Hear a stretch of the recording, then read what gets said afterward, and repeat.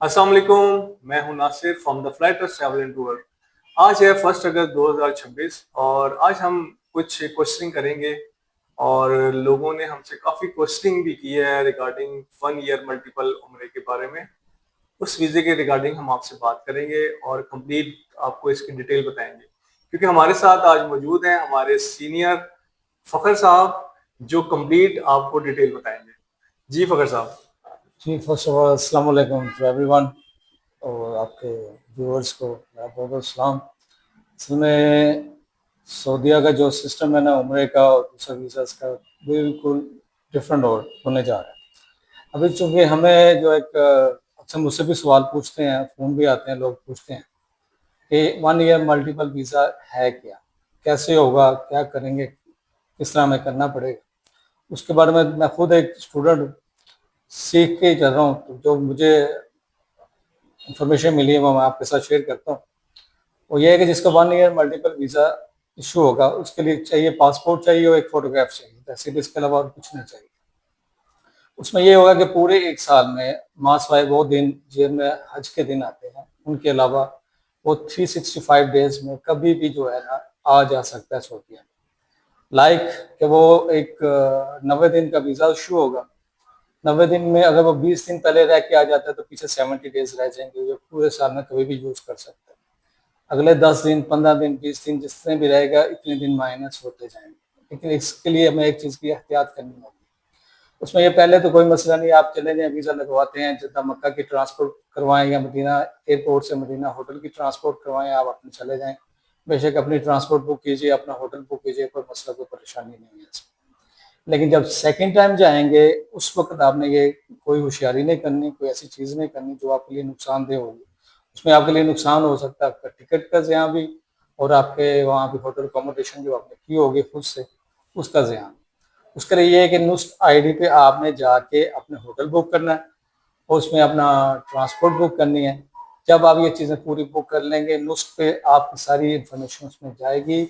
नुस्ख जहाँ से आपने कंपनी जिससे वीज़ा आपने लिया है, जिस कंपनी से, जिस शिरकत से आपने लिया है, उसी शिरके पर जाके आपने ये चीज़ें बुक करवानी है। वही शिरका जो है आपके इस वीज़े को एक्टिव करेगा। जब वीज़ा आपका एक्टिव हो जाएगा तब आप उसमें सऊदीया में एंट्री कर सकते हैं।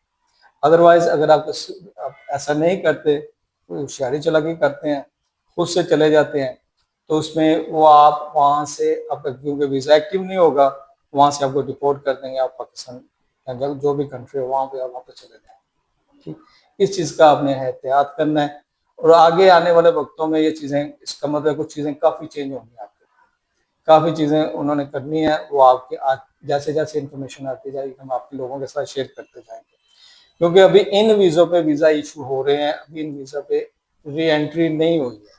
जब री एंट्री होगी, आगे वो आते हैं, क्या होता है उनके दोबारा क्या पॉलिसी निकलती है या क्या उसके लिए हल निकलता है, वो फिर आपको बाद में इसके लिए पता चलेगा।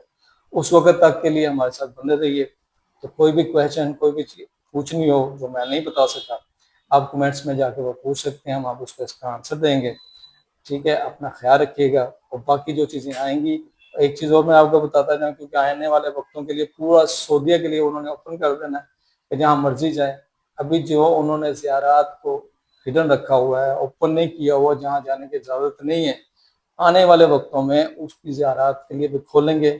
और इसी के, क्योंकि इनके लिए अर्निंग का एक बड़ा पॉइंट है ये वाला। ठीक है, तो ये आपको वो चीज़ें ज़ियारात सहाबा कराम की, आप सल्लल्लाहु अलैहि वसल्लम की, जब उन्होंने जंगें लड़ी, जहाँ पे उन्होंने क़याम किए और जहाँ जहाँ उनके साथ जो चीज़ें पेश आई, वो आपके साथ इंशाल्लाह हम शेयर करते रहेंगे।